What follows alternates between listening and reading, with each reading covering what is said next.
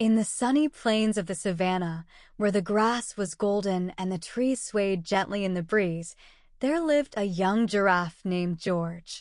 George was just like any other giraffe, except for one thing: his neck was very long, even longer than most giraffes' necks. George's neck stretched high, almost touching the clouds.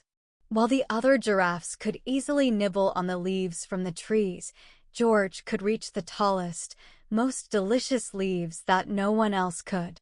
But instead of feeling proud of his long neck, George felt embarrassed. Every morning when George walked through the savannah, he would hear the whispers of other animals. "Look at George's neck," giggled a group of monkeys swinging from the trees. "It's as long as a flagpole," chuckled a parrot, flapping above him.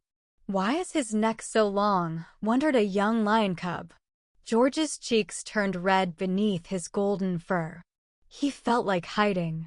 "I wish my neck wasn't so long," he muttered to himself.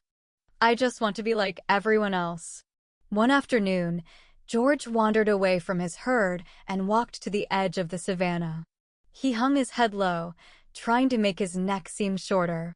He felt a tear roll down his cheek. Just then, he heard a gentle voice. "Why so glum, young one?"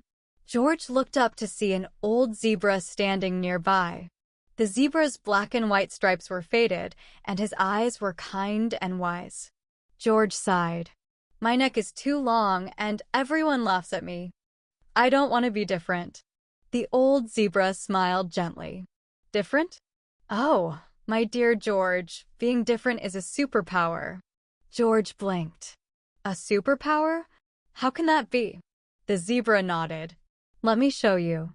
Follow me." Curious, George followed the zebra across the plains. They walked until they reached a grove of tall, leafy trees. Birds chirped happily in the branches, and the breeze smelled sweet and fresh.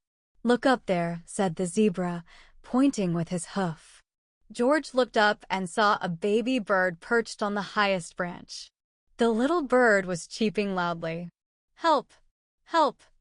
I can't get down," the bird cried. The other animals gathered below, worried. The monkeys tried to climb the tree, but the branch was too thin.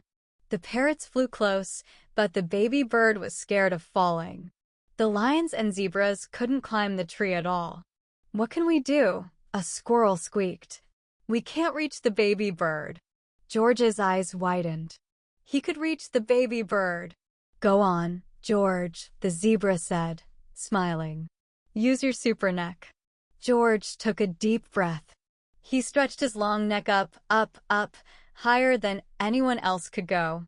His head reached the branch, and he gently spoke to the baby bird. "Don't be scared. I'll help you get down." The baby bird looked at George's kind eyes and nodded. Carefully, the bird climbed onto George's soft nose. George slowly lowered his neck, keeping it steady. When he reached the ground, the baby bird hopped off safely. The animals cheered. "Hooray for George! His long neck saved the day." "Thank you, George," chirped the baby bird.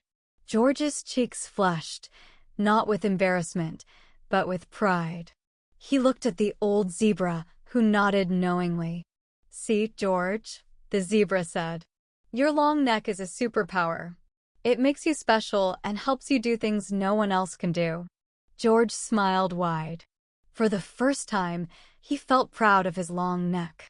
He stood tall, stretching his neck high and feeling the warm sun on his face. From that day on, George no longer hid his neck. He walked proudly through the savannah, ready to help whenever he could. The other animals didn't laugh anymore. They cheered for George and his super neck. And whenever George saw someone feeling different or left out, he would smile and say, "Being different is a superpower." And George knew it was true. The end. If you're having fun with our stories, we'd love for you to join us for more. Just click subscribe and come along on every new adventure. Until next time. Bye-bye.